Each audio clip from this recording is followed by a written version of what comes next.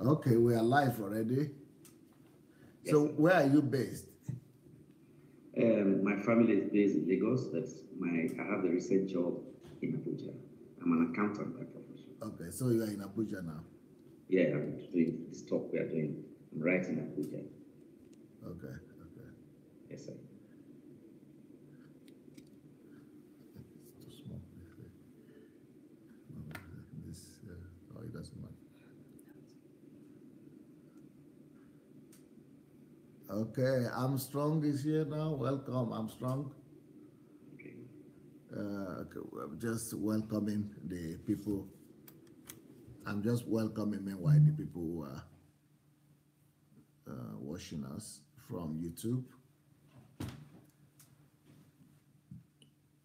So Armstrong is there. Who else is there on YouTube?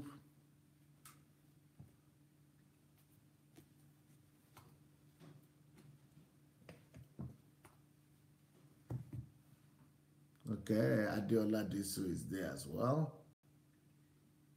Okay, we are welcoming the YouTube audience first before we go into Facebook. Okay, she is there. All right. Nice to see you people.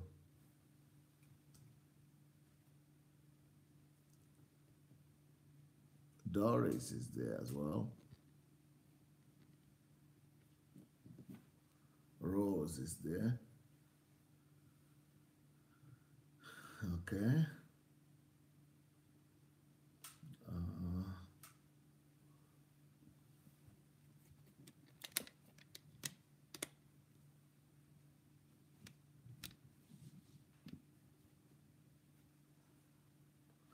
okay, let's see if we are on Facebook already. Femi Oluwawo. Right. Nice to see you.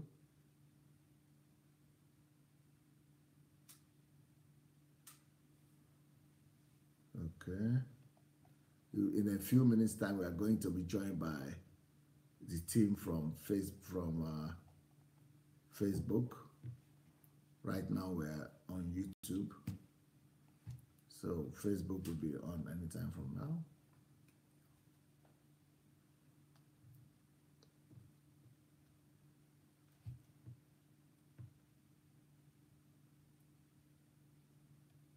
So let's see if we have Facebook on. Yeah, we have Facebook on. Let's greet a few people from there as well before we take up full fledged. Okay, full force. Who do we have there on Facebook? Holiness, cobbler, thoughtful writer. Okay, those are the names I'm seeing so far. Shaw Smith, yep. Okay, Shaw Smith is writing. Pastor Sunday, today is the 28th. Please tell us where we can watch your 1 hour interview with being broadcast today in the US. Bill Evans, War Room. Hello, everyone. Oh, it's already out. Oh, that interview is already out. Okay, when I finish this one, I will go and post it on my wall so that you'll be able to see it on the wall. Actually, you can write to Julie to post the interview from the War Room, both on the YouTube. Let her put it on the YouTube, on the Facebook. Barry Golden is here. Yakubu Farida, Abiola Wukoya, Kobla Ati, Urerigo Holiness. Okay, Henry Iye Doyen, Abraham Adeyemi, J. Musanka. Well, welcome every one of you. Okay, I'm going to introduce you to our guest today. We're going to have a unique interview today. This interview is with Peter Okrosa. Yes. Peter Okrosa is from Lagos, is from Nigeria, and he wrote a book that is a very interesting book. It's called Campaign Against Corruption in Nigeria. Campaign Against Corruption in Nigeria. So, Peter, hello, how are you doing today? I'm doing fine, sir. Okay. Yes, sir. Tell us a little bit about you. How come you are writing this book about corruption in Nigeria? Well, like I said before, my name is Peter Okrosa. I'm a chartered accountant by profession. I am also a very strong Christian. Right from my youth, I have been hardworking, and I hate shortcuts. I don't do things shortcuts. Even in my university days, I hate shortcuts. I got all my grades by merit until today, and I believe in hard work. And I believe also that this country is retrogressing, has retrogressed a lot because of corruption. As part of my own contribution to fighting corruption, that is the main reason I wrote the book. But I could also talk a little bit more about the objectives of the book. One, the objective of the book is to make people understand the factors that are responsible for corruption, the undercurrents, the things that are responsible for corruption. It's also to deal with them, especially when you look at the value system of society. Most times people think that the problem of corruption has to do with the leadership. But when you look at the society deeply, you begin to understand the biggest problem of the society is about depreciating value system. That is where the problem is coming from. So the purpose of the book is to make people understand what are the value system of society. How does they impact on people's behavior to the extent they impact on the leader's behavior. That is the purpose of the in-depth purpose of the book. Beautiful, you got it just right. There's another book I also wrote. I wrote a book that is called Nigeria and the Leadership Question. And that is where I raised the topic of the value system. But where did you come across the concept? Personally, where did you come across the concept of value systems? I had opportunity to travel to the UK and to study on scholarship. I stayed in the UK for 5.5 years. And while I was in the UK, one of the questions that was disturbing my mind was why the developmental gap between Nigeria and the UK? I began to look at the society. I began to ask questions. And by reading more and more and more and more, and by watching the behavior of the average Nigerian compared to the English people, to compare to the white people, I discovered that there is a gap somewhere. Our values are responsible for the way we behave mostly. Yes. How did you pick it up? That is because most people who are, you live in Nigeria, and you know that in Nigeria, most people who talk about corruption and most people who complain about what is wrong with Nigeria, almost 100%, at least 90% of the time, they only complain about politicians and our leaders. That is what they complain about. Yes. But how did you, because I've never had a Nigerian talk about it, that is a value system question. I've had myself talk about it. I've even written a book about it, that it is all about value system. But for a Nigerian to talk like that is very unusual to me. It should not be unusual. Some people are very, very observant. I think I am an observant person. And apart from being observant, I discuss, though I'm an accountant, but I have a little bit of political interest. And I discuss with people. My classmates, I discuss with them when we're in the UK. My mates, my Nigerian friends, my colleagues, we discuss. And so we begin to try to pin down the problem. What is actually what is wrong with us? What is wrong with us? And why are we so corrupt?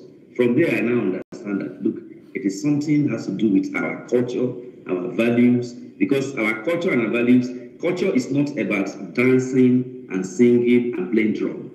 That is just the physical aspect of culture. But when you look at the culture of people, the way people celebrate their life, the way people think about success, the way people celebrate success, You see, we celebrate our success in Nigeria based on what you have acquired. It is not based on what you have contributed to the society. If you have more money, no matter how you get the money, people are likely to celebrate you. Nobody is going to ask you, how did you get your money? So I begin to look at these indices. I begin to pick them one by one. You look at, even among the clergy, you now begin to see that we celebrate wealth in a different way. We don't celebrate achievement. We don't celebrate hard work, but we celebrate the quantity of money, the value of money, how much wealth you have. That is where I started picking it up from. And as I go around, I begin to see that the thing is run through the whole society, from up, from down, up, from down, up. It's not coming from up. It's coming from down, up. So somebody who is an ordinary citizen, he has already imbibed a value system that when he gets to office, he's going to behave exactly the way he has been taught from home. It's not going to be different. Now, what is the root? Because if you are talking that corruption is a value system problem, if it's a value system problem, it means that it is the way the people behave that the leaders will behave. Yeah. Yes. Okay, exactly. So what are the corruption in the people that we are now seeing in our leaders that you have been able to identify? You see, let me say it like this. The way people think, the way people see themselves, the way people relate to one another, first of all, the way people define success. Let us start from there.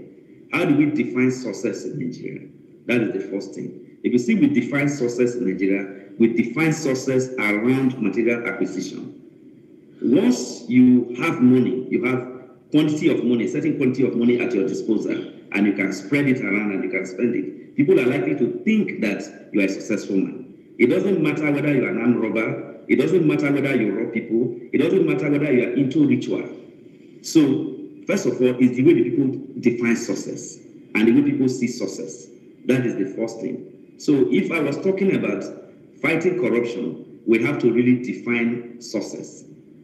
That is the first place. So it starts from there. It starts from there. For example, let us take it this way. If you see a professor that is so good at his work and he has earned degrees, he has taught many people, and he does not have money, nobody is going to celebrate him. But if you go to anywhere in Nigeria and you can, if Nigerian travel abroad, for example, and is able to do 419 or is able to do one funny thing, and he comes back to Nigeria, they are most likely to celebrate him than. So the village headmaster is not celebrated. The pastor who does not have too much money is not going to be celebrated. The academician is not going to be celebrated. Somebody who is good at his work, just that you are doing your work faithfully, you are not going to be celebrated. So it starts with how does the society define success. So that behavioral pattern will definitely drive people into corruption. Because if I enter public office and I am not stealing government money, I keep my hands clean, nobody is going to see me as a successful man. If I'm a secretary, I'm a permanent secretary, I don't have fleets of car, I don't have money, I don't have wealth to show, nobody is going to see me as a successful person. Until I acquire material things, that is when people are going to respect me. That is when people are going to honor me. That is when people are going to bow down for me. That is when people are going to give me chieftaincy title. And this has nothing to do with the society itself. It has to do with the people themselves. So by the time you get to office, you are only displaying the attitude of the society. And that is why it is correct to say that every society gets the kind of leaders they deserve. That is the way I see it. But are you familiar with the popular slogan or popular saying in Nigeria that, please, can you move towards me a little bit? You mean me? Yes, like this, yeah, that way. This way. Yes, sir. Yes, sir. Good. Okay. Yeah, good. So, okay, sir. But in Nigeria, have you not, what will you say about the popular mantra that says in Nigeria that, how do they say, that the problem of Nigeria is with leadership? Yeah, in fact, I dealt with it in the book. I try to counter that a lot. I said, the problem is not leadership. The problem is our value system. Every society produces the kind of leaders that they deserve. So I dealt with it. In fact, there are chapters in the book, from chapter 1 to 5, it is all about the value system. But and the book, and how it produces. You only sent me the summary of the book, right? Yeah, I sent you. The full book is with me, and you can see me holding it. The book is a big book. It's a big book. That's encouraging. That's good. You only sent me the summary, but I would like to. Yes, sir. Maybe when I see somebody coming from Nigeria, or do you have it on Amazon? No, but if you want, I can DHL it to you so that you have a copy. The forward is written by Pastor Tunde Bakare. Or if you have the electronic. Yeah, I can also convert it to a PDF copy and send it to you. Yes, or Word copy, anyone. Yes. Yeah, so I will do a PDF first. Okay, very good. Because I'm very impressed and I'm really surprised. There's a book I'm holding here. It's called Nigeria and the Leadership Question. Okay then. This is my argument in this book. That yes, it's not such a big book as yours. It's a big book. Yours is a big book. It's about 300 pages, this one. It's reasonably big. Yeah, so it is. So what we are talking about here is very similar to what you are saying now. That the problem is not with Nigeria. It's not with leaders, but with the value system of our country.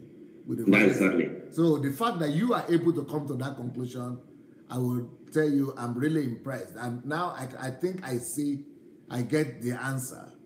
One of the answers that I've been able to get from you is that you ask questions. Yes, sir. You ask questions. So, and you have critical thinking. And it is only people who ask questions who get answers. Because most people just repeat. It's like a mantra in Nigeria. And everybody just repeats it. Yes. That our problem is leadership, our problem is leadership, our problem is leadership. It's not true. But it is the country that produces the leader. The leaders are not imported from somewhere. They didn't fall from heaven. They didn't fall from heaven. And they didn't just become leaders the first day they came here. They grew up here. No. They were formed here. They grew up in society. Yes, and it is the society molded them. Yes. And the value system that they are having that is corrupt, what we call corruption, is the value system of who the society has made them to be. Exactly, sir. And then the society itself is as corrupt as the leaders, only in their own place.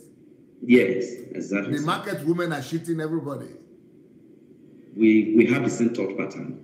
The taxi drivers are also cheating everybody. It's everywhere. Even if you work in a private sector, if you are not crooked, you are not smart, they think you to be a fool. People think you are a foolish person. A foolish person. So why do they complain then?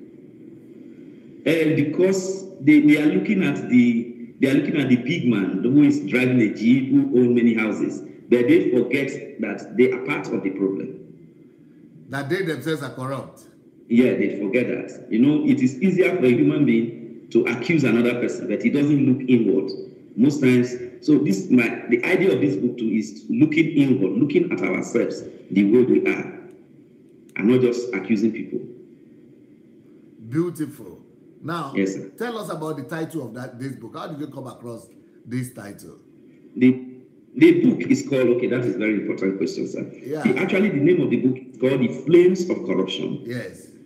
The Flames of Corruption. Now, I'm a bit younger than you, yes. But you remember that as a young man at that time, I remember that in the late 70s and 80s and early 80s, when a major fraud takes place in the ministry, in the government sector, and when a major fraud takes place, and the police or the authorities are trying to investigate, the next thing you will see, the place will go up in flames. The building, the accounts, starting with the account session, will just go up in flames. You remember the issue of NITEL? It still happened of recent in Abuja now. They will set the account session aflame. So the fire will start from there. So NITEL building, the tallest building in Nigeria at that time, fire started there. And Anambra State Broadcasting Corporation, they started the fire there. And other buildings like that in Nigeria, they were engulfed in flames of corruption. Because when they're about to discover, when people want to go and search and do investigation, they will say, no, the best thing, let us set fire. And in those days, the accounting system was paper-based. It's not computerized like now. So they just set all the documents ablaze, then there is no investigation. So we were engulfed in the flames of corruption. And the flame of corruption is still engulfing the country till today. It has not stopped. That's how I come about the title of the book. Okay. Now I see. Now I can the flames of corruption. Yes, sir. Now, I have written a book here that is called How the Nigerian Economy Can Overtake the American Economy. That is fantastic. Yes, and the reason for that is because in this book, I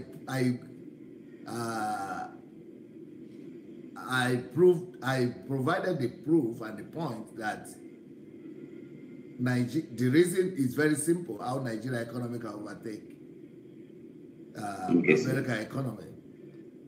If you, in this book, I put forward a research that the UN did, yes, sir, and the World Bank, which says that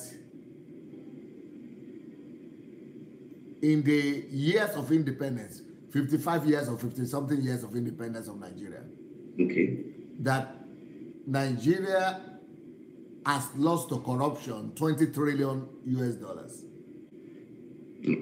That's the statistics from various sources. That's the statistics. So in this book, I'm saying if Nigeria has lost 20 trillion US dollars, and the whole economy, the whole GDP of America is 19 trillion. Close to 20 trillion, about 20 trillion. And that is how much we have lost. Supposing we have a society that is healthy and normal, where we didn't lose all that kind of money to corruption, then the American economy, the Nigerian economy could have done what Chinese economy did in the last 20 years. Exactly. In the last 50 years, the Nigerian economy would have overtaken the American economy if the corruption had not been so perverse. And yes. So if all that wealth had remained in Nigeria, we would have been talking about United States of Nigeria. Exactly. So if that is the amount of money that was lost, and now 20 trillion, and now we don't even, our economy is not even up to 1 trillion. No. And America's economy in total is 20 trillion. So that is the basis for this my book, How Nigeria Economy Can Overtake American Economy. And that is why I prove in this book, and I put a lot of structures like you, how Nigeria can fight corruption and conserve the money and become a country that will compete with America economically. So that's what my book is about, how Nigeria's economy can overtake America's economy. So, so how do you see the value system being spread? There's at least a lot of work, and that is perhaps one of the reasons I'm talking to you today. We have to, first of all, we have to revise the thinking of people. For example, you have said that the common mantra is to say leaders are the problem, they are the corrupt people. What books like my book, The Flames of Corruption, is actually, first of all, to correct that notion, so that people will start looking inward, first of all. So we need an intellectual propaganda to bring to the mindset of people that really the problem is with us as a society. So we need to spread a campaign that we go to schools, a campaign that we go to universities, a campaign that we go to churches, a campaign mounted by traditional rulers so that campaign has to be that it's not the campaign that is intellectually driven in such a way that we have to change people's way of thinking. The way they see corruption has to be different. And that has to be through the kind of books you have written, the kind of book I'm holding in my hand now that I've written. That is what education can do for us. Show us the book again. That is it, yes, sir. The Flames of Corruption. Yes, sir. So you said it can only be done by, you know. That is a starting point. Okay. That is a campaign is a starting point. Then we need to strengthen our laws. We need to strengthen our laws. Then we need to strengthen the prosecution process. And apart from the laws being there, the laws need to have a bite. When you are caught in a fraud case or you are found to be corrupt, how does the judicial system handle the person at the end of the day? These are the things that I dealt with in this book. So I committed each chapter to different methods of fighting, using a campaign, using the law, using changing the mindset of people. So there has to be different ways of fighting corruption. In fact, the last 4 chapters is about the different methods of fighting corruption. The institutional strength, giving our institutions more strength, making them more alive. But all these things I'm mentioning, they boil down to the same problem. If the value system is weak, it definitely means that the person who is enforcing the law might not be able to do much. That is exactly where the problem comes from. You will have an EFCC, they tried, but they cannot do much as they do because we have a situation where there is a weakness in the way the people think, the way people see things.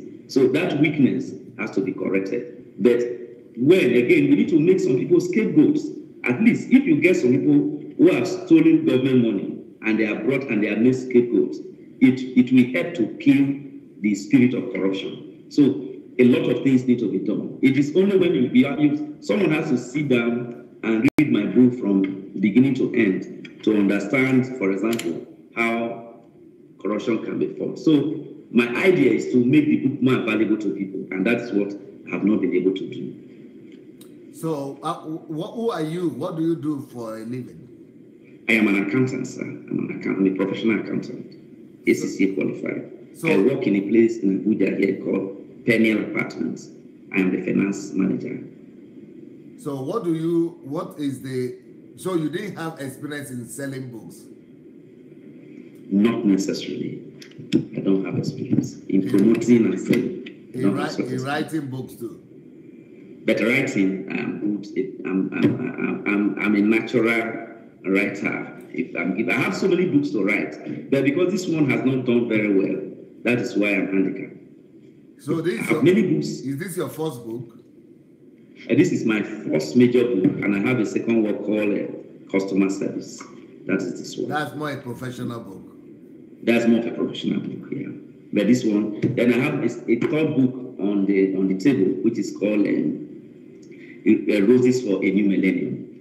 That one has to do with if the value system are changed, what kind of leadership we will experience. That is purely on leadership. So that is I wanted to graduate from talking about corruption, then talking about leadership, and all of them. Okay. Now, yeah.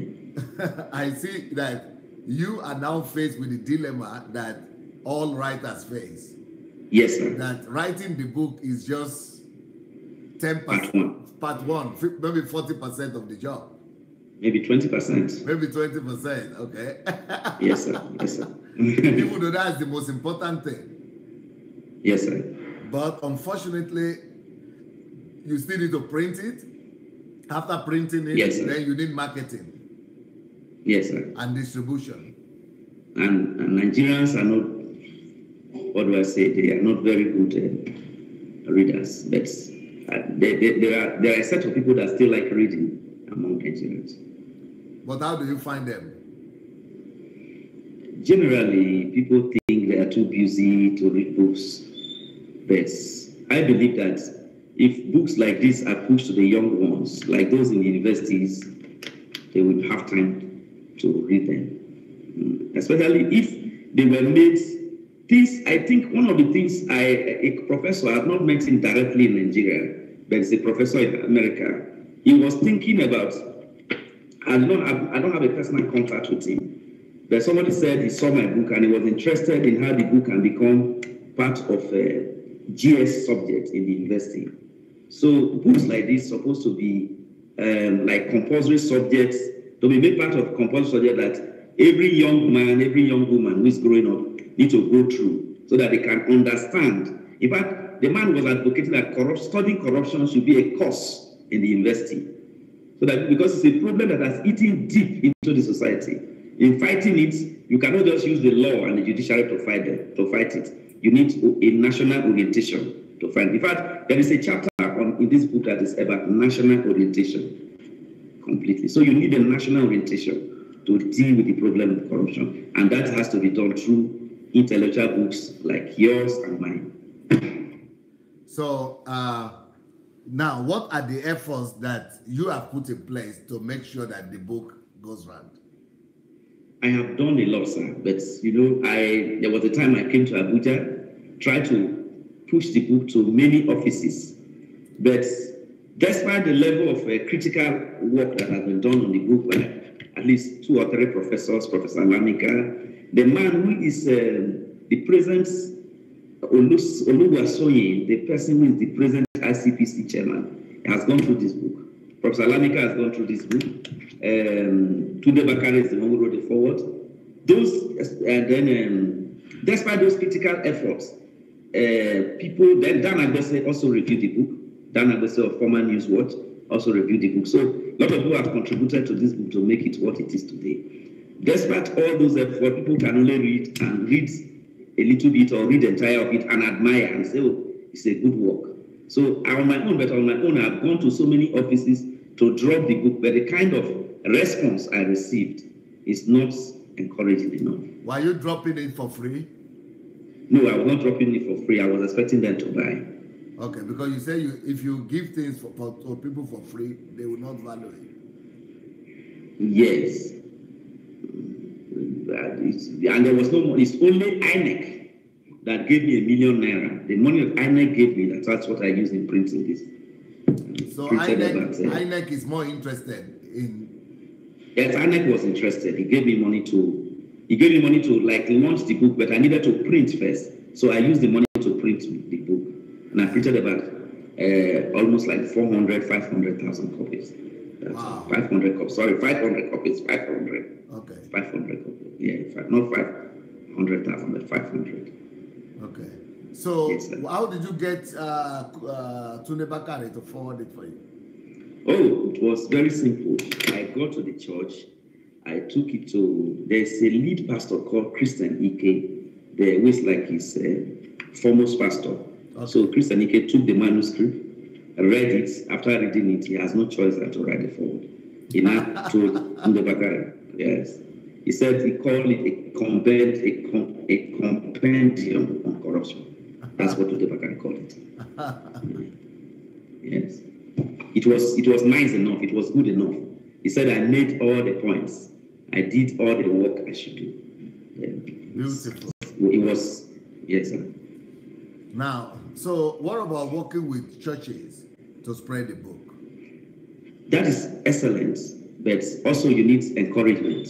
You need, the problem of Nigeria, when you are not, if you write a book and you are not high up there, people don't value it so much. But if you write a book and you are high up there, that's what I observe. And that's what many people have confirmed to me, that if you write a book and you are high up there and you have all the network, all the contacts, your book likely to be launched and promoted in a very big fashion. But I also feel that is not the purpose of a book. The purpose of a good book is to make sure that many people read it, especially every man on the street get to read it. That's my thinking too. Did you try to contact the Minister of Education? No, I did not, but I tried to, I went to National University Commission and they were trying to provide a place for me to launch. And again, the funding is not there. That's another thing. What do you mean funding? To launch book, you need funding? Yes, if I was to launch, but like now, at first I was thinking that launching it would be a good idea. But I think putting it in the hands of many people would be a better idea. Yes. So, okay, let's say this, the first part of this book, you are talking about corruption in Africa. Yes, yes. You started by the African value system. Yes, sir. Exactly. What is the African value system? You know, we have our own value system, traditional value system. You are not expected to tell lies. As you know, when we look at our rural communities and the way we grew up in our villages and localities, we are not expected to lie. We are not expected to take your neighbor's wife.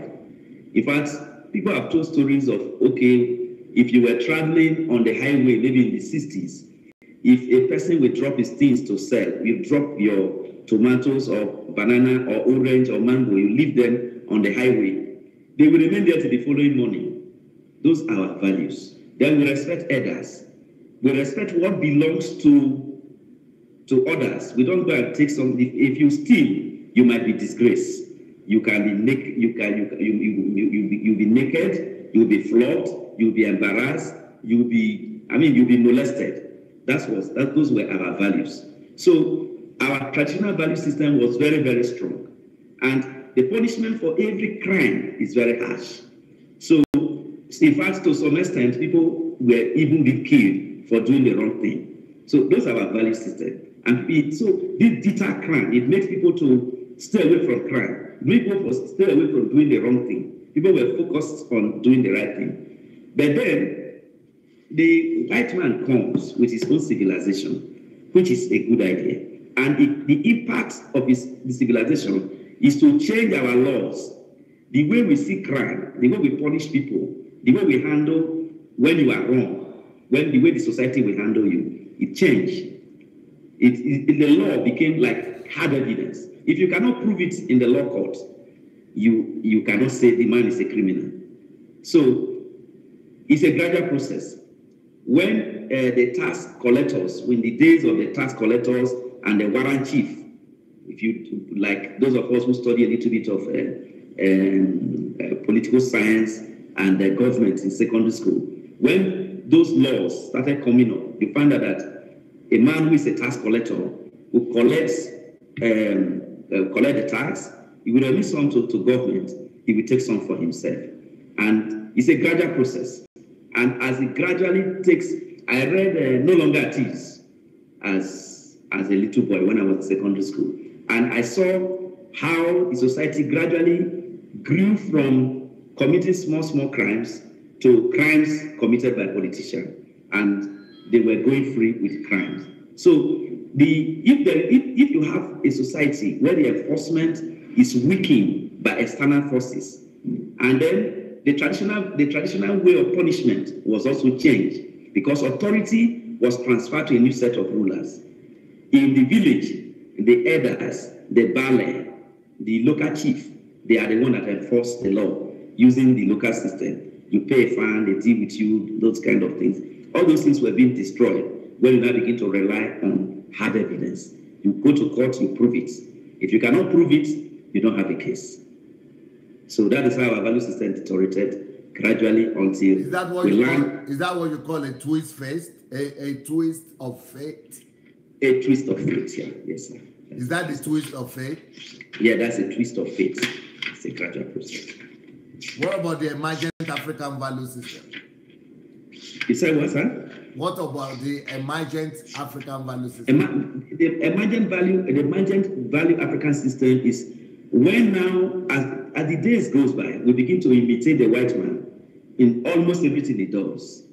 The way he dresses, the way he reasons, the way he celebrates words, the way everything about the white man, we begin to imitate it gradually.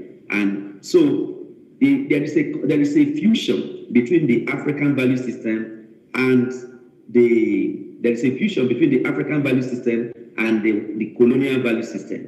That fusion leads to an emergent value system. You know, in sociology, we are taught in sociology that when two opposite cultures, when they clash, they will produce a new culture. So gradually, we have a new culture, and the culture is being reflected in the language that was being spoken. The culture is being reflected in the professions that were being created.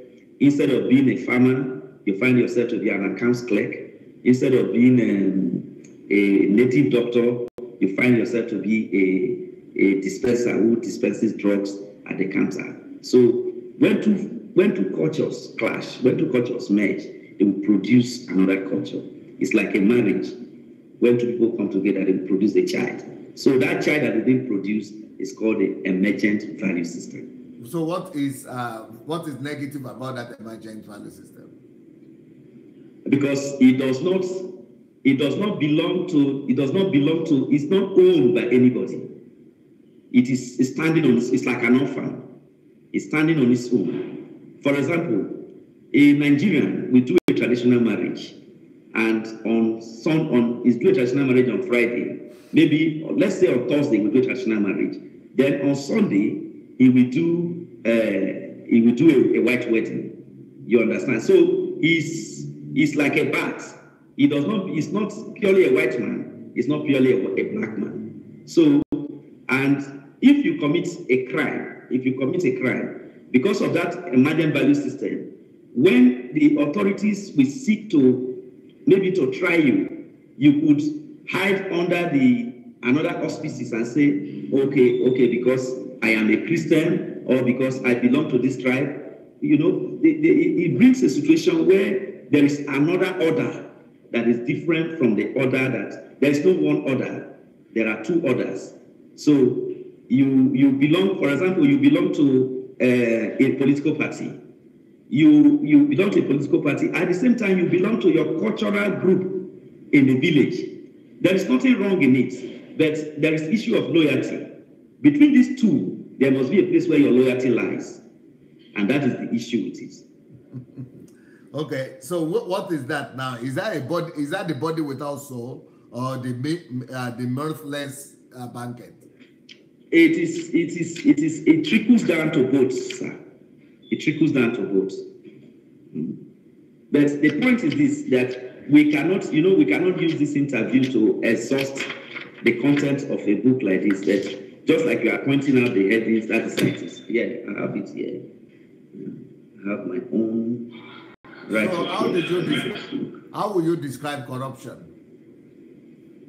Well, I will describe corruption. If it comes to describing corruption, I will describe it as there are so many ways to describe it. But we see corruption is first a disease of the mind. Disease of the mind, in that it is the way we think. That is what makes corruption. The way we think, the way we reason, the way we. So when a person is corrupt, his mind is diseased because he does not see anything good in doing the right thing. He feels that doing the wrong thing is the right thing. It is a system of where things are turned upside down. Things are not turned upside down. Wrong is counted to be good. Evil is applauded, and good is being defeated. And it's cancerous. That is when one person is doing it. Because the person in Nigeria particularly, when one person is doing it, the person goes unpunished, other people copy it. So it became systematic. Everybody buys into it in society, except a few who are so godly, who are so pious, who think differently. So what is the role of the church in fighting corruption? So that is the biggest problem, sir. The church is supposed to stand up to fight corruption. They are the ones. First of all, starting with the pulpits, they're supposed to preach against corruption. Then, apart from preaching against corruption, the practices and the values of the church need to be upheld to deter corruption. But what we see in Nigeria today is not always so. It's a bit different. So the church has the biggest role to play, because if you say, let us say in Nigeria, from my own analysis, if you say 55% to 60% of Nigerians are Christians, and all of us, one way or the other, must go to church on Sunday, 55 to 60, and Muslims, let's say 40 to 45 are Muslim, Nigerian Muslims. the church can start a fight against corruption by making sure that the campaign against corruption, the preaching is directed and skewed towards dealing with the ills of society, talking against it, preaching against it, and the practices in the church should uphold righteousness, even in public office. But that is not the case today. If people have government money, in their portfolio, they come to the church to lavish it. The church will even celebrate them. These are some of my pains, personal pains. Yes, sir. Yes, sir. How many people have you met like yourself who are pained or who are sorrowful, who are mourning about corruption in Nigeria? Just a few youths, a few young men, a few young women. Just very few, sir. I can say very few. Most places where you go, in fact, in my own state, it will interest you to know that I'm from Delta State. So I have not mentioned that since I'm from my own state. In fact, if you talk about people being corrupt, people will think you are the most foolish man on earth. Why would you say that it is wrong to steal government money? They don't believe, in my place particularly, people don't believe that it is wrong to steal government money. They believe that is the norm. In fact, a young man, in fact, I was in the ministry. I have to leave. I have to resign from the ministry. I was in Delta State House of Assembly. I have to resign from Delta State Assembly. On my coming back to Nigeria, I felt it's not a place for me to go and work because I don't want to dent myself. I have to stay away. What about the guy that was prosecuted in London? That is Chief Onanefe Ibori. Ibori, yes. He's our governor. I'm a former governor.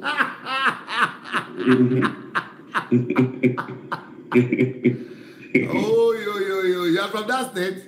Yes, sir. That is not a good definition, though. Yes, sir, but that's no. Some people are different. People are different. People are different. People are different, but he was the governor.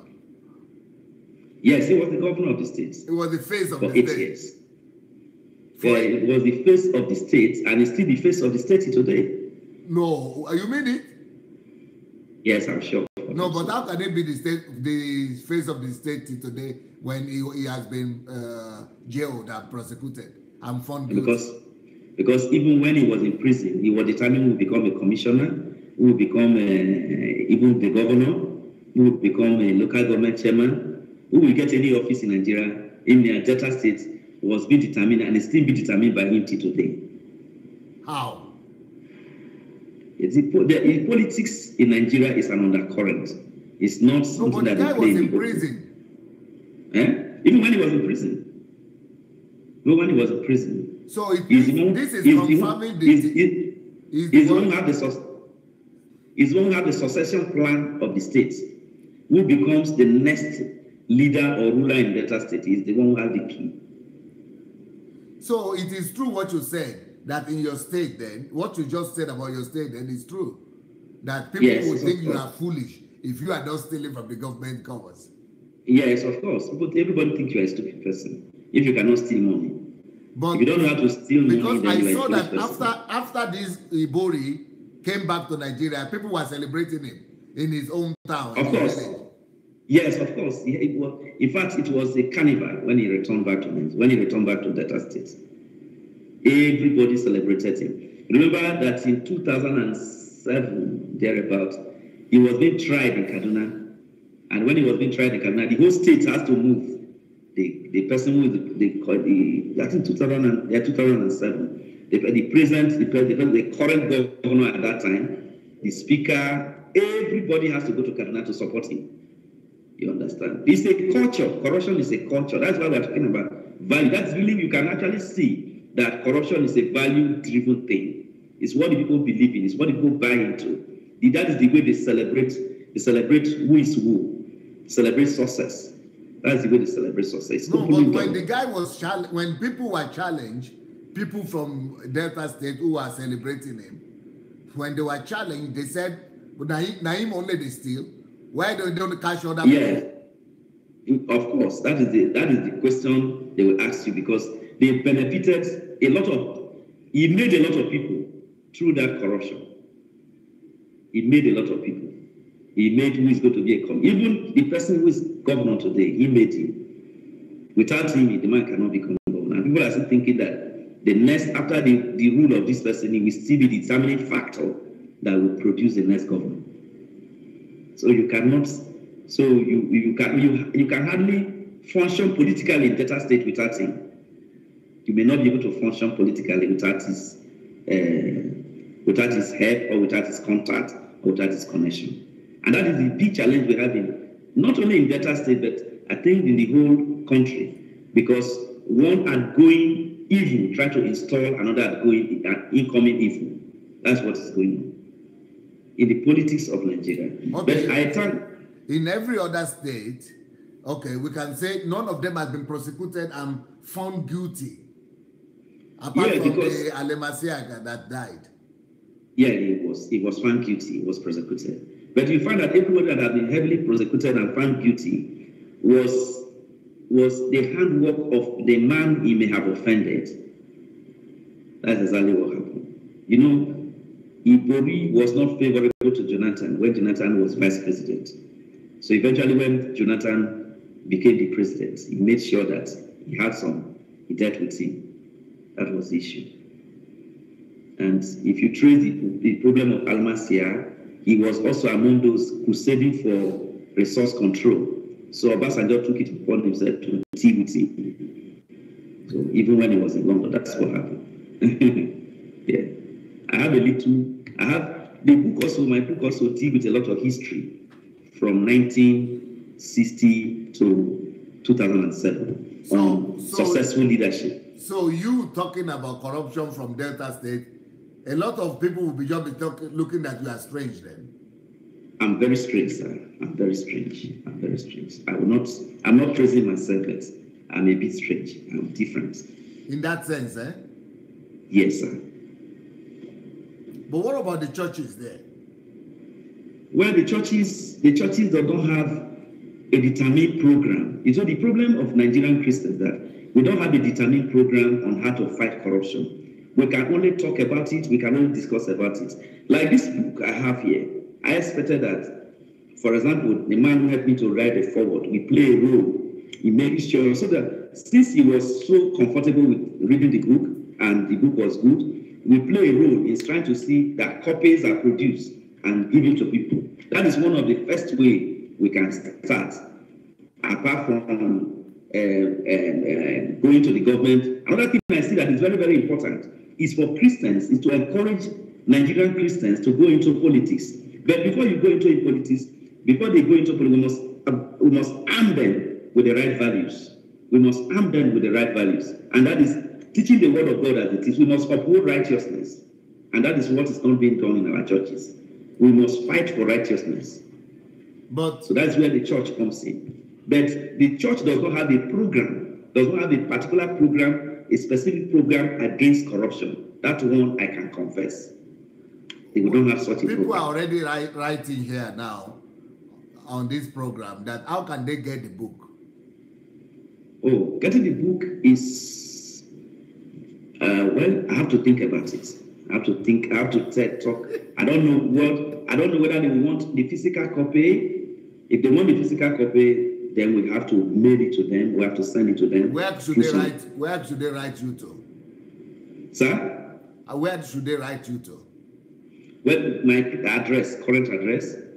Is it, you have Facebook page? I have, sir. What's your Facebook, please? My Facebook page. What's the name? The name is, I don't have that. I myself with that, but your Facebook. If you put my name, yes. If you put my name, I will come up. Peter Okrosa. Is that the name of your Facebook page? Yeah, that should be. Yeah. Okay. You don't go there often or what? I don't go there often. Okay. But what about if they inbox you, if they write you?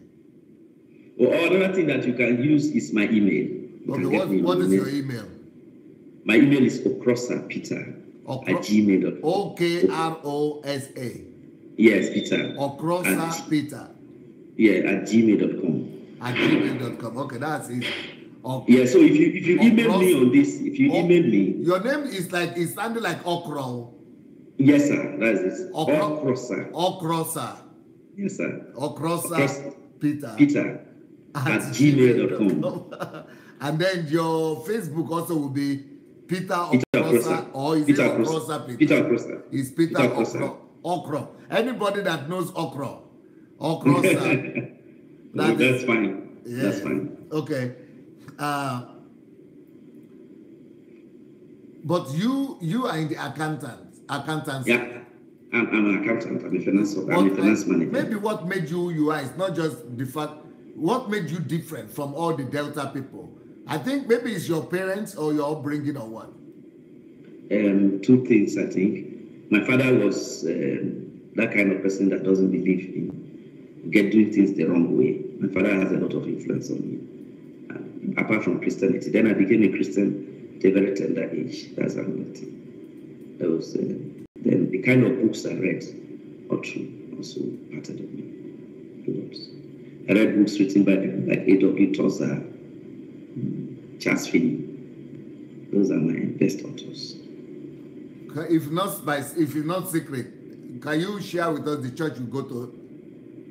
Well, currently I'm a member of Redeemed Christian Church of God, where the general overseer is here Adelaja. Okay, that's in Lagos or in Abuja? Anywhere I am, Redeemed is spread all over the country. Do you know that I'm in trouble with your Redeemed people now? I'm not very advised. Or they are in trouble with me? And I don't follow. I believe my type of Christianity. I believe in personal commitment. I don't follow the big names. I come to worship God, and I'm with God, and God is my Father. God is my friend. I relate with Him as my Father and the Lord Jesus Christ. By the grace of the Holy Spirit, that is how I go. I don't really look at the big names. So I stay in my house and do all the long prayers I need to pray from morning till evening. So you value more personal relationship with God than... Because that is where the strength is. I think you're right. The strength to live as a Christian. Yeah, I think you're right. Okay. You will find it interesting to see, but to definitely please find a way to... I think I shouldn't tell you to find a way. There is a lady if you read through the comment section after on, you will see telephone number of a lady called Chioma in Lagos. For the DSA family, people they know her. She's the only Chioma they know in Lagos. I know there are thousands of Chiomas in Lagos, but she's the most famous Chioma in Lagos. So the telephone number will be there in the comment section. Please, I want to recommend for you to get this book. It's called Nigeria and the Leadership Question. Okay, sir. Profiling solution to Nigeria's leadership problem. You will be shocked at the fact that, we are talking the same language. And I'm very encouraged that you are the first Nigerian that I have met that is addressing the core problem of this country as the value system, rather than just playing blame game. Another book that will help you here is how the Nigerian economy can overtake the American economy. It's also about corruption. Okay. Yes, but then I have another book which is called How to Make Nigeria the Greatest Country in the World. Okay, sir. That's not about corruption. That's about the potential of Nigeria. And then this one, only God can save Nigeria. What a myth. Not be God, though. We have to play our part too. Okay, sir. So, but that's just by the way. So to get your book, we just need to go to Peter Okrosa. Yes, you can. We have to set up. I don't know whether if it's possible to send me anybody. I'm not saying you particularly, but any of your assistants who have their phone contact, so I could call. Nigeria is based on phone, but we don't use phone so much here. So people will just be going to your page. People would rather go to your Peter Okrosa page on Facebook, and they will write you. They will inbox you. Okay. For example, everybody is always asking for my telephone number. Do you know I don't have telephone? Okay. Me, I don't use telephone number. I think that because the technology works here, no internet, no network problem. Okay. So I don't need telephone. Okay. So, but it's different here in Nigeria. Okay. That's why we pay so much on phone. But no problem. But they can also use your Gmail now. Yes. And your Gmail is Okrosa Peter. Yes. And maybe I need to put the book on Amazon, on things like that. So yes, there is Amazon. I put my own on Amazon and Okada Books. Okay. So yes, enough in Nigeria there is something they call, it's like the Amazon also, but in Nigeria it's called OkadaBooks.com. Okay. And then Okada. Amazon, Okada, yeah, like the one you ride. Okada, okay. Yes. Oh, yes, sir. Yes, sir. OkadaBooks.com they call it. Okay. And then you can put your books there, and then you can also put your book on Amazon. Okay. And you don't need money to do that. Okay. You don't need money to do it. It's for free. Okay. Yeah. Okay. So, but I'm very glad and I'm very encouraged by the fact that you understand these questions. But yes, people tell me that in Nigeria it's not possible to live without corruption.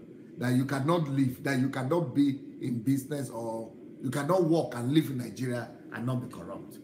And it's not true. So there are still very good people. The woman we work for here, who owns the business we run, the woman is very pious. She's trying her best to do the right thing. What is the company? Is it an accountancy company? No. It's Peniel Apartments. What?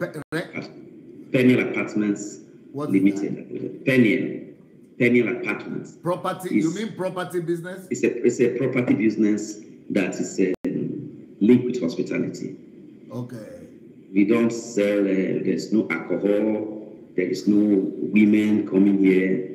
You just take a place. Most of the pastors, they use this place as pastors, top politicians, people from NGOs, the embassies. It's a quiet place. Okay, it's just a building.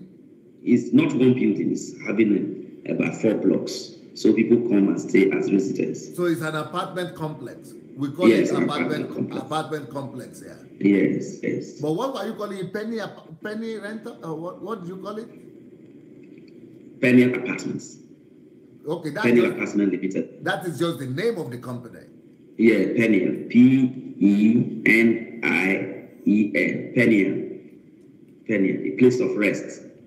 Okay. P-E, Peniel. Yeah, Peniel. Okay. In the Bible. Yes. The book of Genesis. So you said she's very pious. She's trying her best. She's unlike most people. Yeah, but she's pious for her own business now. No, personal life. Pious for personal life. Okay, this Peniel business, is it just in Abuja, or is it in Lagos or other places too? Mainly Abuja. It's okay. Part of it is in Lagos, but the main place is in Abuja. Okay. So you are the finance manager. Finance manager. We have accountants, but I'm the finance manager. But you've not been in business? I've been in business. I work all through in businesses. I've been a group financial controller in Silverbird. I work in S&I Young. I've worked so much in the private sector as a finance person.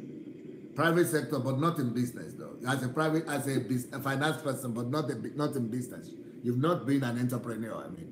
I've not been full time, and I've only started entrepreneurship 2014, and I had an accident that stopped me. So I went back to work again. But all the ethics of an entrepreneur, an accountant must learn them, because you work with businessmen. If you are an accountant, you are automatically a businessman, because you are the one that lead the businessmen. You are the one that give them strategy. You are the one who tells them what to do and what not to do. You are the one that tells them the pitfall they have to avoid. You are the one that gives them strategy. You are the one who gives them direction. You are the one that helps them to manage their money. You are the one that tells them spend here, don't spend there. So the work of an accountant is very deep. Okay. It's very, very deep. So you said, are you interested in politics? Well, if I have a means of entering politics and making a lot of people better, Why not? Why not? How can you do it when you are from a police state and you are not going, it's like you are not going to support him? I'm not going to support him. Definitely, I will not support him. I have to look for a more conservative and neutral party that does not believe, that is ready to fight. That, you see, the political parties in Nigeria, you cannot find one that is totally clean, but at least you can find one or two that wants to think aright. The whole thing starts from the thinking, from the objective of the political party. But are you not too good for that? Maybe you are too good for politics. Not necessarily, but you see, when you serve, that is the problem we have in Nigeria. We Christians, we think that we are too good to be in politics. And because we think we are too good, we let evil multiply. Yes. Because the more you allow the unbelievers to be in politics, the more evil will multiply. Yes. But the more you have more Christians coming in and challenging what is on ground, the better for the society. Yeah, you are talking the language. It's like you have read my books or you've been listening to me. You are very correct. These are my personal convictions, sir. And though I will read your books later, but these are my personal convictions. Yeah, I've always been saying that. I've always been saying that we need more Christians in politics. We need more. When we go, the failure rate has been high, but it does not stop. It's like, you are sending an army to the war front. When they go, they will kill some, but it does not stop you from sending more soldiers to the war front. That is what politics is all about. Okay. Christians go into politics. Why did you decide to contact me? So I decided to contact you because I saw you have the National Transformation Program. And in that National Transformation Program, one of your objectives is to fight corruption in Nigeria. Because I believe that you are convinced that one of the biggest problems in Nigeria and Africa is corruption. But you don't know about that. You don't know me enough to know. How did you hear about me? What do you know about me? I had a pastor friend here in Abuja here. When I was promoting the book, that's when I knew him. When I came to Abuja to promote the book, 2016, I met him. It's called Apostle Israel. So he was the one that said, this your book will be very good that if Dr. Sunday Adelaja will get hold of your book, he's going to assist you somehow. That's how I got to know. Okay. Are you surprised that I invited you to give you a platform to talk about this? I am not surprised because he has told me that you are an anti-corruption person. That guy told you that? Yes. And when I read the National Transformation, the little bit I read about it on the website is fighting corruption is one of your objectives. So I felt I should team up forces with you. And he said, you are coming to Nigeria to come and work in Nigeria, to come and help transfer. I also watch you when you say you are going to fight crime in Nigeria. You are going to do a lot of things now. So I want to be part of your team. That is why I decided to forward my book to you as a means of trying to see how I can work with you. My objective is actually to see how I can work with you. It's not just to promote my book, but the book is like a contact to know that you have a like mind somewhere. Because it's books that make people to connect. Even those who want to do bad things. When Hitler wrote his major strategy to take on the world, he wrote it while he was in prison. Even Obama has penned down his thoughts in prison. When he was a professor, before he came out to become a president. So books are the way to link with people. That is why I felt I should contact you. Yeah, interesting. I'm very impressed by your thoughts, and for sure, you have really proved to me that God is always having remnants. Yes, sir. Yes, sir. Yes, sir. If you have not heard about it, it might not be also a challenging thing for you now to tell anybody that you are associated with Pastor Sunday Adelaja, because then you are going to be attacked. Yes, sir. Because right now I am doing a lot of series that is challenging the church. Yes, I'm aware of that. Okay, but many people. I watch on YouTube. Okay, but many people don't like that, I think, from the comments I'm receiving. So that's why I'm saying, if you are going to associate yourself with Pastor Sunday, you get ready for war. Well, it's normal with when you are trying to do good. Christ was attacked because he want to preach righteousness, because he want people to see things from the right perspective. It's always like that. If you want to, if Jesus said something, he said, "Woe unto you when the people are praising you." He said, "But blessed are you when men persecute you," and that is when they are persecuting you for doing the right thing, for saying the right thing. People will naturally hate somebody who wants to stand up for righteousness. It's normal because human nature is evil. It's not. There's no time that human nature is pure, except the gospel comes to the person. The person accepts it in totality. Beautiful, beautiful. Well, I'm sure people will go and look for you on your Facebook page, and some of them will write you on Gmail. Yes, sir. Gmail, and you could, cause you also find Shioma's telephone number over there in the comment section. Okay. And, but it's been nice talking to you. What is the question that I didn't ask you that you would have liked me to ask you? Yes, the question I would have liked to know how you are going to deal with the issue of corruption in Nigeria. That is one. Okay. So you are asking the question now. I'm asking you now. Okay. Well, because you spoke a lot about crime, on the YouTube you said a lot about crime. So how do you want to deal with the issue of corruption in Nigeria? Because you didn't really say how you want to deal with the issue of corruption in Nigeria. And then for those of us who are struggling to come up to say we want to fight corruption either through writing or any means, how useful will you be to? How will we fit into your national transformation program? And then what role shall we play in that regard? Well, number one, let me first of all tell you what I think about you and about your work, if you don't mind. Then I will answer your questions. Okay, sir. Okay. Number one thing I think about you is that God has blessed you with good material and good resources, and you have good information and good material that is going to be helpful in transforming the country and ridding the country of corruption. Yes, sir. But I must also tell you, not to embarrass you, but to tell you the truth. I'm always like that. I like to be a truth teller, especially if I know that you are open to the truth. Yes, sir. Okay. What I think is that even though God has blessed you with this information and you have the right information and you are a pious person yourself, but you are naive. Okay. You are naive about the challenge that you are taking up on yourself. It could be. Yes, I understand that. And the first proof of that naiveness is the fact that you wrote an excellent book that took you 7 years to write. Is it 7 years? Yes, sir. Okay, the book that took you 7 years to write. Naivety is what made you not to have a strategy to be able to sell even 500 copies. Yes, sir. Possibly it's lack of experience.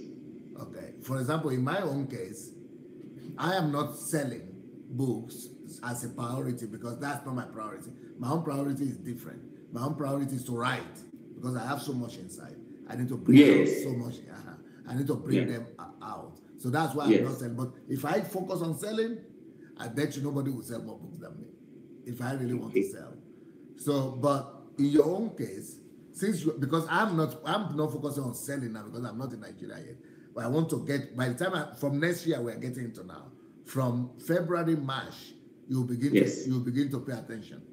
Because I'm getting ready for Nigeria the more I come closer. So I will begin to also distribute the book. But we must think about the distribution of your book. That is the number one area where I see that you are naive. Because it's that naiveness that, that made you to write such a wonderful book. A book that can transform Nigeria. And nobody knows about it. It's difficult, sir. It's not only naivety. It's difficult. Resources are not. The issue of resources, contacts, networking. These are the issues. Okay.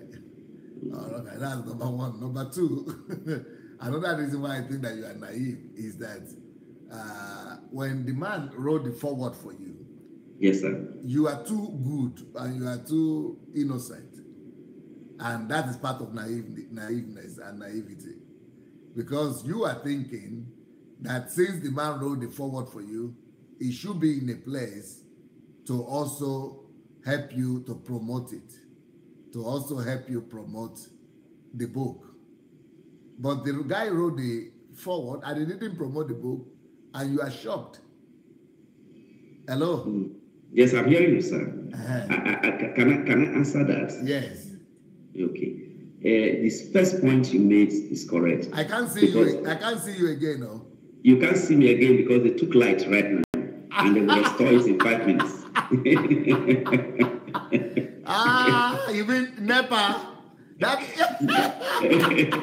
But we have standbys. It will be restored. Let's give ourselves 2 minutes. It will be restored. So you can see the problem we go through in this country. So it's good you are experiencing it over there. You are not feeling it, but I'm here right inside darkness. But I can see you laughing. I can see you everything. Thank God for technology. Thank God at least that you can see. The light is back now. Okay. So you can see me now? I was not yet, but I think I'll be able to. Don't worry. So you wanted to respond? Yes. The first point, you were very correct on the first point. That, my idea is that since the book is a good book, it will sell itself. But it's not so in Nigeria. That's the first part of naivety. Then the second point is that I was not too disappointed that the man did not help me to promote the book, because I believe also that by writing, Tunde Bakare is a very well-known preacher and respected preacher in Nigeria.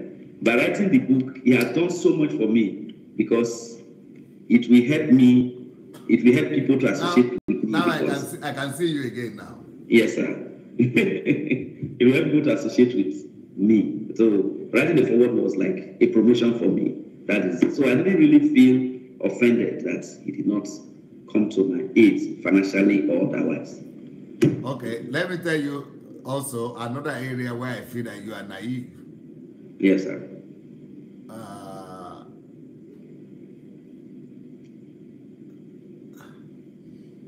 Because God has blessed you with a good book and you have done your research.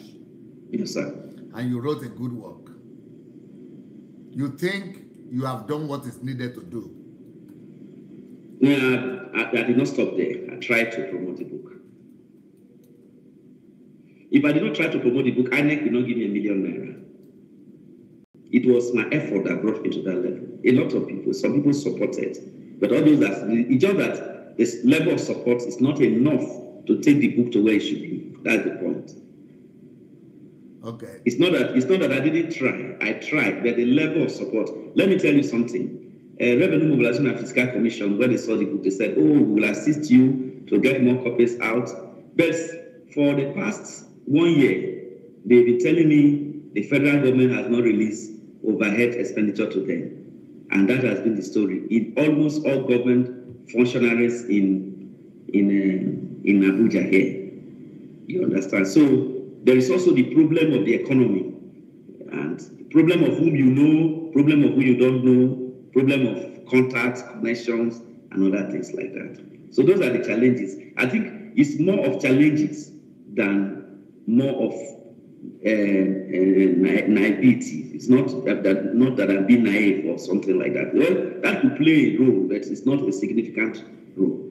That's the way I look at it. Okay, so now the question that you have for me is that number one question is, how do I plan to tackle corruption in Nigeria, right? Yes. That's your number one question. Yes, sir. For those two questions, for you to get answers to those two questions, you must read these two books. There are two books. Okay. One is called How the Nigerian Economy Can Overtake the American Economy, and the other one is called Nigeria and the Leadership Question. Okay. Okay. So then what is the second question? The second question is how can people like us become team members in the National Transformation Project, which you have? I'm sure you have already registered on my website, right? Yes, sir, I've done that. Okay. Now, that is number one thing for you to be. We need to have your details, which you have done already. Number Yes, two sir. is that we need to see what you are bringing to the table. In your own case, I can already see what you are bringing to the table, and yes, sir. I see your book, and I see yes, that sir. you are a honest man. Yes, sir. But having said that, you are a Nigerian also. You still remain a Nigerian in the sense that a typical Nigerian, like say in this country, for example, I have one here too.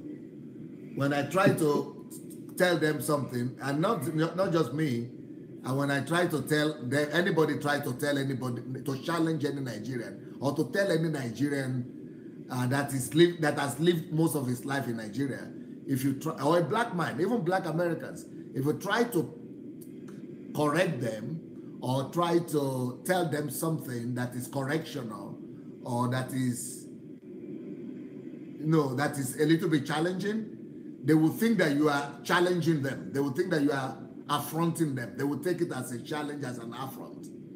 So they want to justify themselves. They want to clear their name. They want to clear their good name. So they want to clear their good name by defending themselves, by saying no, what you said is not us like that. It is like the way they see it. But what does that tell me? That is telling me about the complex that black man has. The black man has the complex of defending himself all the time. That is why you see black people get into trouble in America, in England, because we want to defend ourselves. You say, everything you tell, say, I know, sir. You think I'm thinking bad about you. But no. So in your own case, it's not. I see that, like I said, I've seen the book. I see that, like I've told you, I've not seen any Nigerian that is able to pinpoint the problem with Nigeria corruption situation. You are the first one I'm seeing like that. And I also see that you are a person of purity and holiness, sincerity. But, like I said, there are deficiencies that I'm seeing that you will need to work on. And the reason I'm saying it is because, not just that I'm an older man, but I'm an experienced person in that area. Yes. Yeah. So, so where can I use you?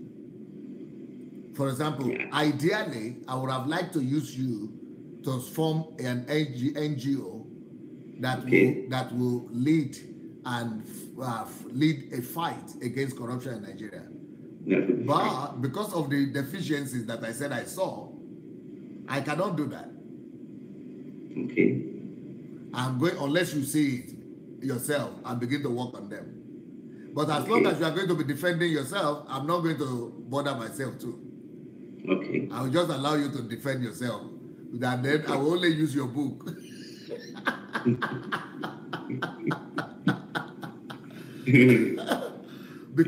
Because for you to overcome corruption in Nigeria, there must be a place for strategy.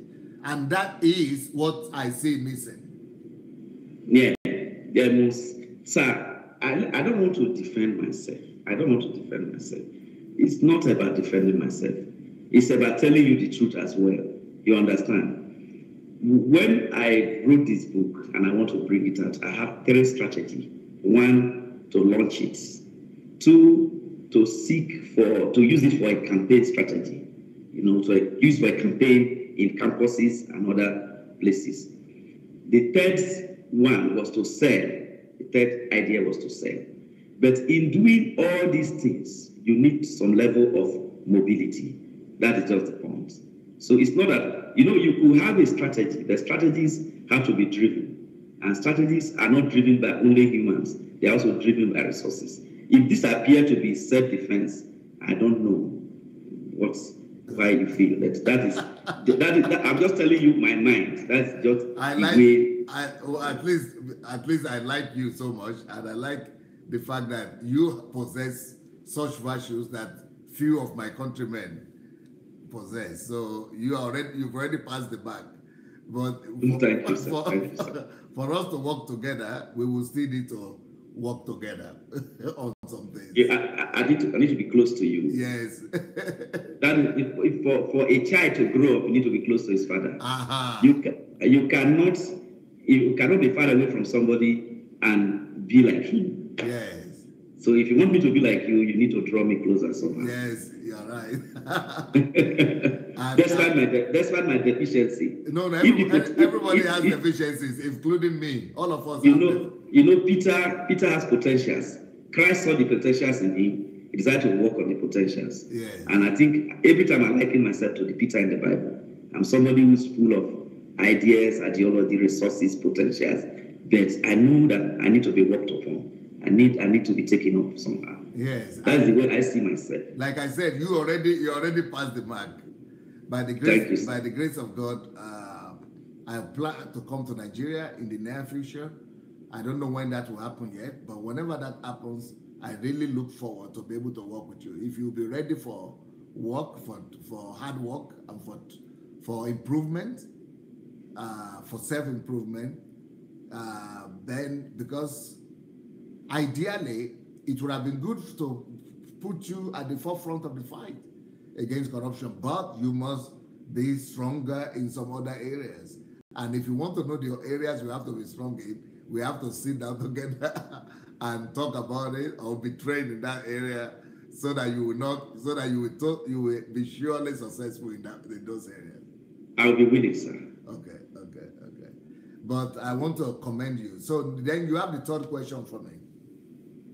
The third question, the conclusion nearly answered it. When are you coming to Nigeria? Okay. That's almost the third question. Okay. Yes, I will not. Maybe I'm not going to guarantee that I will be in Nigeria next year, but I want to. My whole heart and being is in Nigeria already. I want to be in Nigeria even now. But by next year, by the grace of God, the whole of Nigeria will be hearing me and feeling me. I've not even started right now work on Nigeria, but from next year, I will begin to make my presence felt in Nigeria. Okay, sir. When you come to Nigeria and work in Nigeria, sir, I want to be part of your team. Yes. I want to be close to you. I want to work with you. I think it's a good idea. I would like to be with people like you, and I want Nigeria to have more people like you, and exactly. I want as many people in Nigeria to read your books. I want all Nigerians to read your book. Okay. So meanwhile, I think I will mail the PDF copy to you. And anybody that wants a copy. I would like to read it myself. They took the light again. I think they took the light again, though. Exactly, they brought it back again. Those are the problems we are coming to fight in Nigeria. You are right. And you need to come as early as possible. Okay. Yes, okay. Sir. So Nigeria's situation needs help, eh? Urgent. Nigeria needs help. Nigeria needs help. The churches need help. The churches need reorientation. They need to have a mind. They need to have a change of mindset. But they are not ready to receive. You have to keep pushing. You have to keep pushing. You will remember that when the Pentecostal movement started in Nigeria, also in the 60s, 70s, people were laughing at them. People were criticizing them. Yes. But they are the mainstream of Nigerian Christianity. That is how every fight starts. Yes. Every fight starts from somewhere. Somebody must spearhead it. Transformation must be spearheaded by everybody and by somebody. And I'm happy that a man of God from the Church of Jesus Christ is coming from, because you have gone outside, you have seen a different world, you are coming to bring that to Nigeria. Many of the pastors in Nigeria, they don't see what you are seeing. They don't see what you are seeing, but I thank God that you're being outside. I've heard so much about you from my friends, even before I started contacting you. I've heard that you have turned, the largest church in Ukraine, the largest church in Ukraine. But not only that, you have made many people millionaires. You have turned their lives around. They told me that people come to your church with rag, but they go out with riches. So it is a mindset. It's a mindset that wants to help. And that is what I want to be associated with, sir. Thank you, sir. Yes, sir. Peter, thank you so very much. Thank you, sir. Thank you for contacting me. And I want to thank God on your behalf. I want to thank God that God is still telling me that I shouldn't give up. You should not. Yes. If you come to Nigeria, you will see a lot, not me, not only me, you will see thousands of you to work with. I promise you that. You will see thousands of you to work with. How many of Not them? just me. How many of Not them? just me. How many of them will you point to by the time? How many of them can you yourself? How many list of how many people like that can you find? I think I can find 50. Or maybe 10, 50. maybe 10. Maybe between 10 to 30 or 50. I can find some, but not as much. You can still find some good people. Like the person that brought me to Abuja here still have that mindset that yes, Nigeria we need to live better than this. That a lot of people wish. What you need mostly is somebody to stay in the front and say, we can make things better, we can live better, we can work better, and other people will come and join you. It might surprise you until you are on ground. So I am praying you that you should not delay your comment. I'm saying that now, and you said other people will come and join. Yeah, they will join. They will join me and they will join you. No, but I am saying that. I am saying that we need to exactly what you said I should say is what I'm saying. Yeah. But nobody is, yes, I mean, people are not coming to join me in a hurry. People are standing to watch what will happen. And other people they will not be watching you. They will join you. Don't worry. A lot of people will join you. A lot of people will join you. I just see another aspect of you that you are a typical Nigerian. That was, I am positive. Yes. I'm positive that people will join you. I know that they will join you. A typical Nigerian is positive to the end. Yes, I'm positive. People will join you. You don't have to be discouraged at all. Not at all. Not 1 minute. There will be people that will be. There are people watching out to see a voice that will come out. You know, the problem is that people are mesmerized. They feel defeated. They feel that there is nobody. You understand? There is no help. And that's where the problem is coming from. You know, when people feel on the political, the moral, the social angle, that there's nobody standing for them. But when they see a major figure come out, they will stand with him. You know what I think? What I think, rather, you are positive, yes, but me, I'm not as positive as you. No, but I know I'm in this country. I know how people feel. And that's why you are Nigerian now, because they live there. Yes, I know how people feel. I know the pains that Nigerians go through. And I know that if they have an alternative, they will gladly jump at it. No. There are those who are steeped in corruption. That's no doubt. But there are those also that want a change. Now, let me tell you what I think. Yes, I think that all of them in Nigeria want a change. All of them want. Except those who are eating fat that doesn't want to change. Okay, apart from those ones, all the ordinary people want to change. They want to change. They want change. They want change. Yes. But the problem is, all of them that want change, they don't want to change.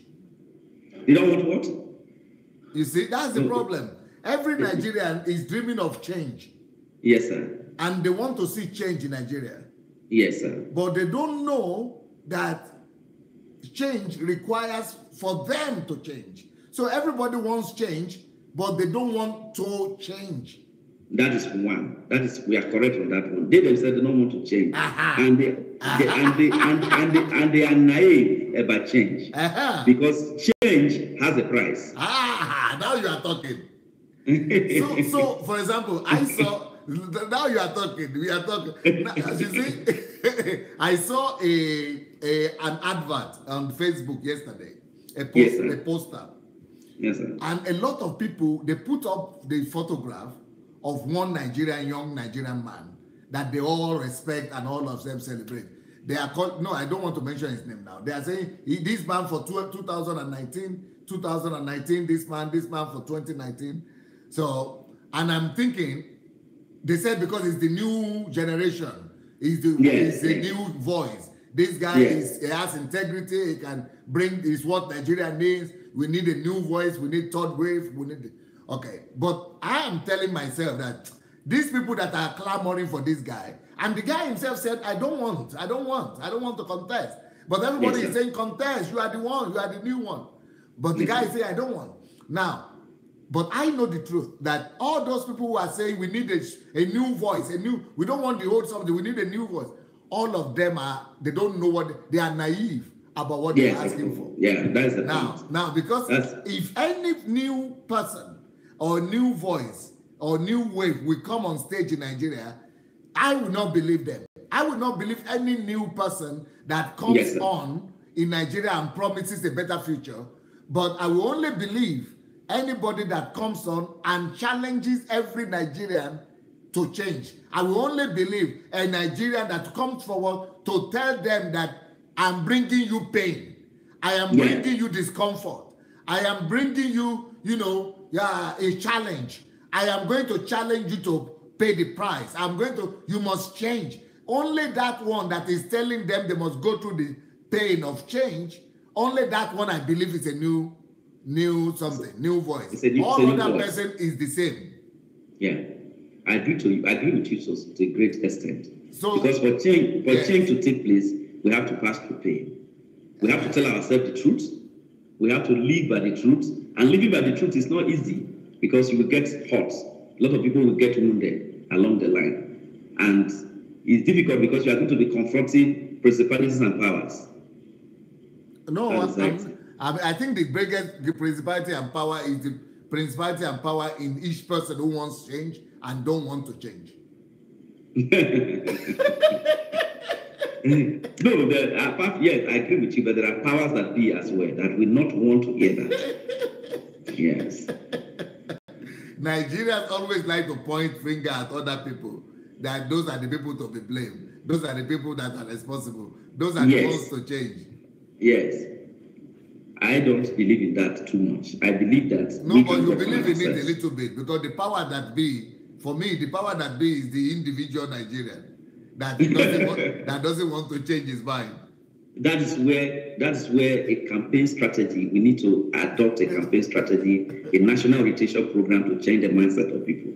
They want to know your contact again. Let me give them your contact. His contact is Peter Okrosa. No, Okrosa Peter. Okrosa Peter. Okrosa is Okrosa Peter at gmail.com. Yes, Okro. Yes.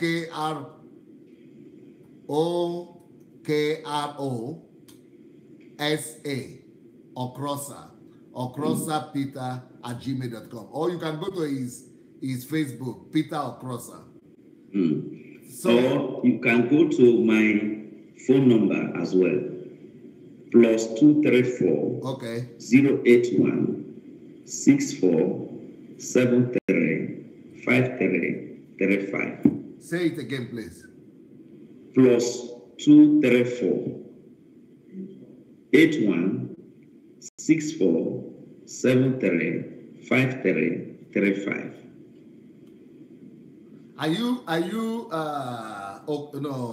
You are from Delta State. What is your nationality there? What is your, what do they call it? What do they call them? What's your nationality? You have nationality, right? Like ethnic group. Ethnic group, yes. Okay, ethnic group. My ethnic group is Anisoko stroke Kwale. What? Kwale stroke Isoko. If you heard one tribe called Urobo. Urobo. I know Urobo. No, the one you call Urobo Ayo.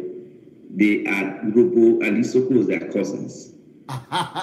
Yeah, so if you see an Urobo man, you're likely to be an Isoko man. I know Urobo, I know Isoko, but you mentioned another one now. It's called Kwale.